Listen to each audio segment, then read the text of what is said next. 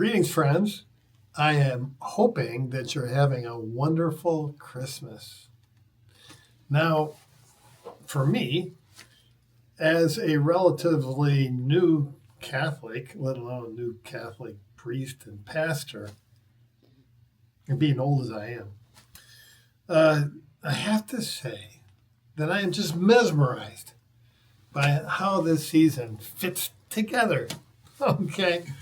I mean, it all started with Christ the King Sunday, which is the end of the year where we celebrate Christ the King of the universe. But it's also kind of like a hinge. It sort of takes us into the next season, which is Advent, right? Because Advent, we're waiting for Christ the King to be born among us.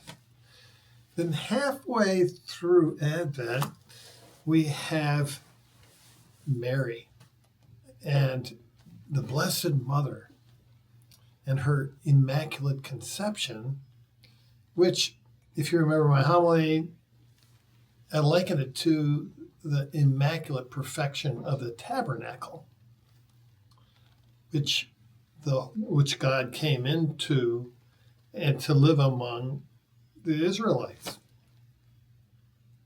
And that celebration, a solemnity, shifts our focus even more intensely to the joy of coming to Christmas and prepares us for the birth of Christ. That makes sense, doesn't it? Good. Okay, good. And then, right after Christmas, we are in the Christmas octave, we have the day after Christmas, and it's almost like, wow, right after Christmas, we have the martyrdom of St. Stephen. We have the joyous birth of Christ, and then we have the martyrdom, which tells us that the church is a church of martyrs. And that this world is not our home, but that all that Jesus is doing in his birth and his kingship is preparing us for the next life, right? So we're not too attached to this world. We should be like Stephen, being willing to die. Proto-martyr. Okay. And then we have the wonderful celebration, which will be for me tomorrow, which is Mary, Mother of God, Mary Theotokos. And that is the most foundational of all the Marian doctrines. And so I can't unpack that for you here right now. But hopefully, by the time you hear this, you'll have remembered the 10 o'clock on Wednesday, the Holy Day of Obligation. And then finally we have Epiphany, where God reveals himself through Jesus Christ to the nations, right? And to me, where we all started, back with Christ the King, and Epiphany, where the King takes over the world, so to speak, right?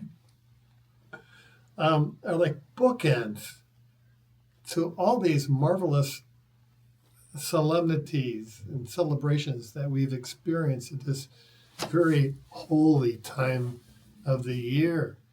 And this, I think maybe for cradle Catholics, we kind of might just bump through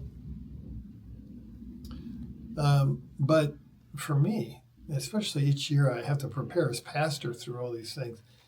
It does something to you, okay?